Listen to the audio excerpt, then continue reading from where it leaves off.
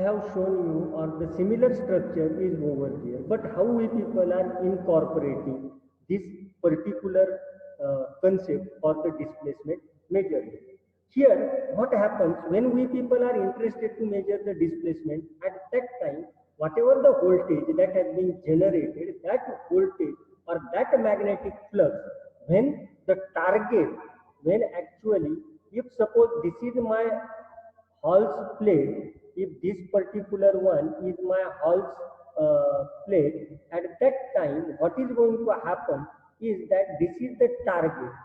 So when that magnetic flux is going to be generated across this path, the retarding force or retarding voltage is generated depending upon the target position, depending upon the displacement of the target position, and as this target get varies, you people are going to get the output. So that output generated or the back voltage which is generated, opposing force which is generated, is proportional to the variation in the target and Hall's transducer, Hall's effect transducer. So as you are increasing the distance and as you are decreasing the distance, automatically the magnetic field which is supposed to be correlated, that will vary depending upon the motion of the target or the displacement of the target, and likewise you can easily measure the voltage, you can easily measure the displacement. The another transducer is ultrasonic sensor. This ultrasonic sensor is also similar to your infrared type of sensor or optical type of sensor. Only the difference is that the concept of ultrasonic sensor is used. This is also we people have fruitfully applied for the smart dispenser, and one of the significance or importance of this one, this is the robust one which is not affected by the environmental condition. This is the main advantage of ultrasonic type of sensor while designing smart dispenser or non-contact type of dispenser compared to that of your infrared type of sensor. Because when we people were carrying that infrared type of or optical sensor in the open region, due to sunlight, the dispenser was started. That is the limitation of that one. And to overcome that, actually, your ultrasonic type of sensors can be incorporated fruitfully to achieve the task. So, ultrasonic sensor again consists of transmitter plus receiver, similar to that of source and detector. It transmits high frequency, that is ultrasonic wave frequency, greater than that of a 20 kilohertz. Now, one of the example I would like to give you, all of you have heard about a bat. Bat is nothing but what about? We people are commonly saying. And what is the mean she is using for her travel? Actually, she used the ultrasonic waves for the traveling purpose.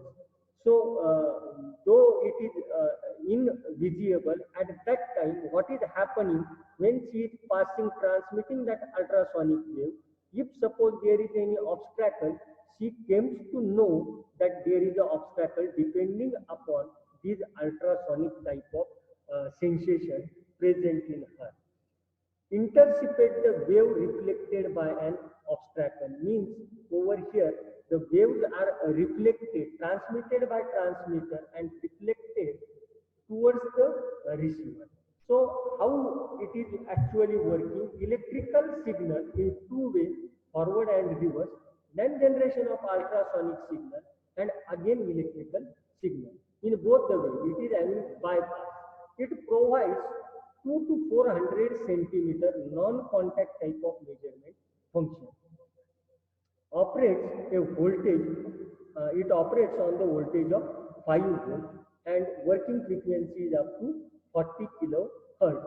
And here is a necessity of a triggering input signal which is 10 microsecond TTL pulse.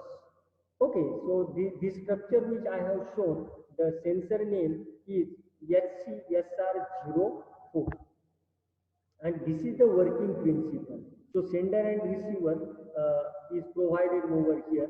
It will try to cover the distance or displacement. Object is shown with a blue line, and the transmitter in the second figure we have shown that echo type pulse is provided. Then your transmitter will transmit the light, then echoes, sorry, and it is again captured by your this one receiver. So you can easily measure the change in displacement. Now, if suppose this distance of this particular object is moved this way, then this will try to take a more time. If it is reduced, then it will take a less time. So depending upon the variation in the target position, whose displacement we people are interested to measure, we can easily measure it.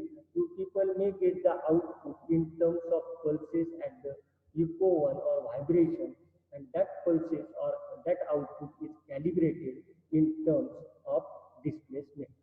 Okay. So this is the concept of your ultrasonic type of transducer. So there are large number of applications. We people are having the ultrasonic sensor with us, and even practically also we can show that particular concept. So ultrasonic sensor can measure the following parameters without even getting in contact with a medium which is to be measured. So first parameter that can be measured is your displacement, then level, presence of any object that is present in dark region or anywhere, diameter can be measured, or the position also can be measured in the atmospheric condition, depending upon its working principle of transmission and receiver. So proximity sensors, these proximity sensors are similar to that of your ultrasonic sensor. So right hand side is one of the proximity sensor. It will try to transmit some signal. When an obstacle comes between it one, it will try to provide you the output at its end. So robot also you people can consider, and in robot what happens, this proximity sensor can also be used. So proximity sensors are of different type. Capacitive type is there, inductive type is there, optical type is there. And actually, what is the function of proximity sensor? When any obstacle comes across it, it will sense. So it will try to provide you input, output as a high or low, depending upon the configuration of that particular proximity sensor. So one of the example we can consider as a obstacle. If suppose this is your sensor, this is your proximity sensor, and you people are interested to sense the obstacle. This is the robot which is moving in this particular direction, and obstacle is provided over here. Now there is a chances of damaging this particular robot if it strikes on this wall. So what is going to happen? This sensor, your proximity sensor, it may be your inductive, it may be capacitive, it may be optical one, any type of sensor, proximity sensor. The working principle is same, or working principle is similar. When it is moving towards the wall, what is going to happen is that depending upon its range of the capturers, actually you people can easily measure, because reflection has been provided, and it will alert you that there is some hurdle in front of you people. So you have to take care, or you have to stop that particular aspect or particular robot while designing that one. You have to take the care of this particular one. So one of the example is parking of the car. All of you have sat in the car, and when we people are taking that car in the reverse mode, at that time, what is going to happen is that it will try to provide you, if suppose there is an obstacle, at that time, it will make the announcement that there is something behind the car so that your car will not damage. So these are nothing but these are proximity type of sensor. Proximity means non-contact type of sensor, which will provide you better results for the measurement of displacement. Because in this one, actually your proximity sensor depends upon the displacement, and time duration or the values are set so that if it is across your